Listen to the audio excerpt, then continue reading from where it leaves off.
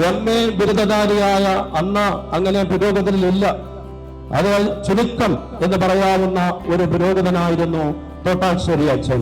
അതിന്റെ ആദ്യകാല കൗൺസിൽ നമ്മുടെ ഇവരുടെ മുനിസിപ്പാലിറ്റിയുടെ ആ സ്ഥലം നമ്മുടെ സെന്റ് മേരി സ്കൂളായിരുന്നു.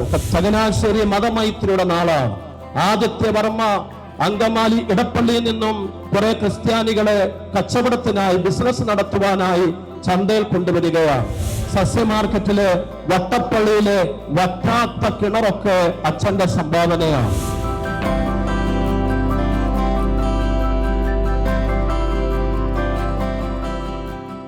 കാലത്തെയും ഹൃദയത്തെയും അതിജീവിച്ച കീഴടക്കിയ ഒരു ധന്യനായ പുരോഗതനായിരുന്നു ഫാദർ ഡൊമിനിക് തോട്ടാശ്ശേരി.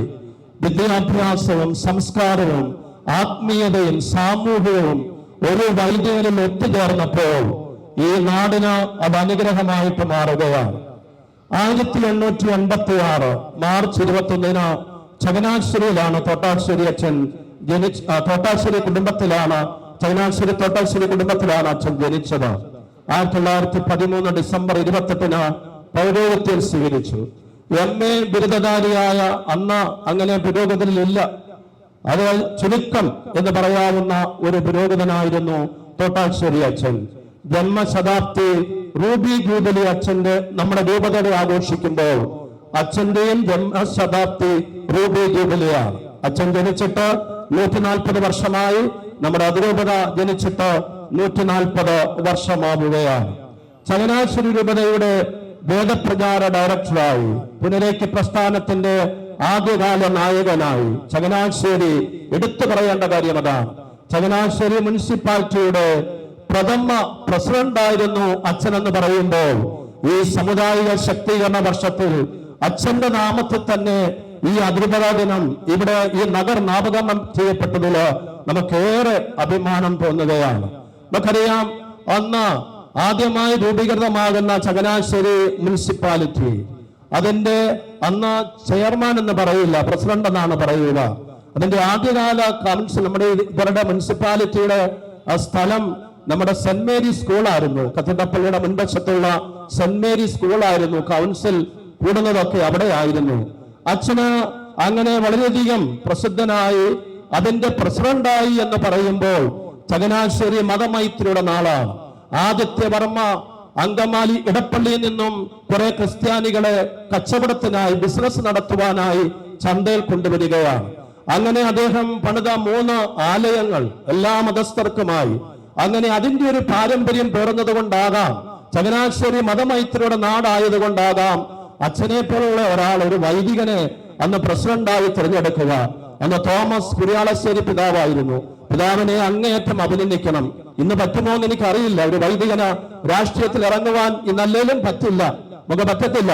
പക്ഷെ അന്നത്തെ കാലത്ത് ഇത്രയും നമ്മൾ പറയുമ്പോൾ ആളുകളൊന്നും വിശാലമായി ചിന്തിക്കാത്ത ഒരു കാലത്ത് സഭ അതിരൂപത ചിന്തിച്ച് അച്ഛന് പ്രത്യേകമായ ഒരു അനുവാദം കൊടുത്തുകൊണ്ട് അച്ഛൻ ഈ മുനിസിപ്പാലിറ്റിയുടെ പ്രസിഡന്റായി മാറുമ്പോൾ പ്രിയപ്പെട്ടവരെ, അന്നത്തെ കാലത്തെ അധികാരികളെയും സഭയും ഏറെ അഭിമാനത്തോടെ നമ്മൾ കാണുകയാണ്. അതോടൊപ്പം തന്നെ ആദ്യ കൗൺസിലിൽ അച്ഛനാകുന്നു. പിന്നീട് അച്ഛൻ 1921 പ്രസിഡന്റ് ആകുക. 3 വർഷക്കാലം ചങ്ങനാശ്ശേരിക്ക് വേണ്ടി അച്ഛൻ കഠിനാധ്വാനം ചെയ്തു വന്നു തന്നെ പറയാം. ചന്ത, ഞാൻ പറഞ്ഞു ചന്ത എങ്ങനെയാണ് ഉണ്ടായത് എന്ന് ഞാൻ പറഞ്ഞു. ആ ചന്തയുടെ വളർച്ചയ്ക്ക് മാത്രമല്ല, ചന്തക്കടവിലെ സസ്യ മാർക്കറ്റിലെ വട്ടപ്പള്ളിയിലെ വറ്റാത്ത കിണറൊക്കെ അച്ഛന്റെ സംഭാവനയാണ്. അത്രമാത്രം അച്ഛന് പൊതുസമൂഹത്തിൽ നിന്ന് പല കാര്യങ്ങൾ ചെയ്യുവാൻ സാധിച്ചു. യശശരീരനായ മന്നത്ത് പത്മനാഭനൊക്കെ കൗൺസിൽ ഉണ്ടായിരുന്നു എന്ന് പറയുമ്പോൾ എന്തൊരു സൗഹാർദ്ദതയായിരുന്നു അവിടെ ഉണ്ടായിരുന്നത് എന്ന് നമ്മൾ ഓർക്കുക. വിദ്യാഭ്യാസ രംഗത്ത് നോക്കുമ്പോൾ അദ്ദേഹം ഒരു ടീച്ചറായിരുന്നു. SP സെന്റ് ബർക്ക്മാൻ സ്കൂള്, കുറവലങ്ങാട് സ്കൂളിന്റെ ഹെഡ് മാസ്റ്റർ, മാരാമണ്ണിൽ അച്ഛനൊരു സ്കൂൾ തന്നെ സ്ഥാപിച്ചു എന്നുള്ളതാണ്. സഭൈക്യത്തിന് വേണ്ടി അങ്ങേറ്റം, പുനരൈക്യ പ്രസ്ഥാനങ്ങൾക്ക് വേണ്ടി അങ്ങേറ്റം പ്രവർത്തിച്ച വൈദികൻ എന്ന് പറഞ്ഞാൽ ആദ്യകാലത്ത് നമ്മൾ കാണുന്ന ഈ സ്ഥലങ്ങൾ കല്ലുപ്പാറ, മാരാമൺ, അയിരൂർ, തെള്ളിയൂർ, തിരുവല്ല തുടങ്ങിയ പ്രദേശങ്ങൾ, അവിടെ യാക്കോബക്കാർക്കും മാർത്തോമാക്കാരും ഒക്കെ കത്തോലിക്കരെ അല്പം വേറിട്ടാണ് കാണുക, അത്ര ഉൾക്കൊള്ളുകയില്ല. ആ പ്രദേശങ്ങളിലായിരുന്നു അച്ഛൻ പ്രവർത്തിച്ചത്. എന്നോർക്കുമ്പോൾ തീർച്ചയായും അച്ഛന്റെ ആ തീഷ്ണത നമ്മുടെ ആളുകളിടയിൽ മാത്രമല്ല, മറ്റുള്ളവരെ തേടിപ്പോകുന്ന ഒരു വൈദികൻ.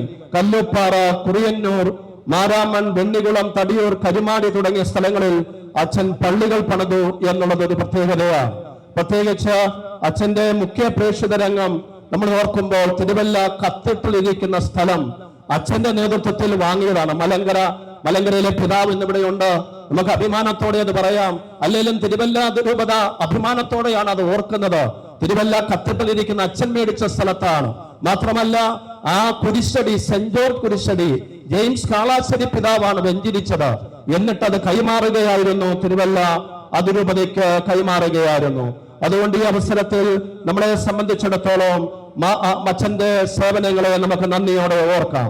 മാർത്തോമ ദാസ സംഘം ഇന്നത്തെ മതബോധന ഡയറക്ടർ നമ്മൾ പറയും, ഈ അച്ഛനെയാണ് ഓർക്കേണ്ടത്. അന്ന് കുര്യാളശ്ശേരി പിതാവ് തുടക്കം കുറിച്ച മാർത്തോമ സംഘം, അതാണ് മതബോധന കേന്ദ്രമായിട്ടൊക്കെ മാറുന്നത്.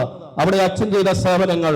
99 വെള്ളപ്പൊക്കം, പണ്ടും ചങ്ങനാശ്ശേരി ഇങ്ങനെയായിരുന്നു. 1924 വെള്ളപ്പൊക്കം മൂന്നാർ വരെ മുങ്ങിയെന്നാണ് നമ്മൾ ചരിത്രം പഠിക്കുമ്പോൾ മനസ്സിലാക്കുക. വെള്ളപ്പൊക്കത്തില് മൂന്നാർ മുങ്ങണമെങ്കിൽ എന്തുമാത്രം വെള്ളമാകും ഇവിടേക്ക് വന്നിരിക്കുന്നത് എന്ന് ഓർക്കുക.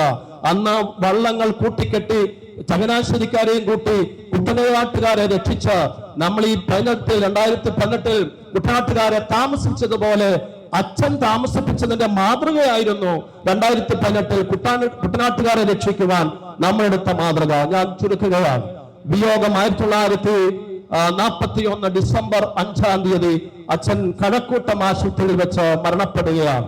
55 വയസ്സ് മാത്രം ഈ ലോകത്ത് ജീവിച്ച പുരോഹിതൻ. പ്രിയപ്പെട്ടവരെ, അദ്ദേഹം കാട്ടിയ അത്ഭുതങ്ങൾ വലുതാണ്.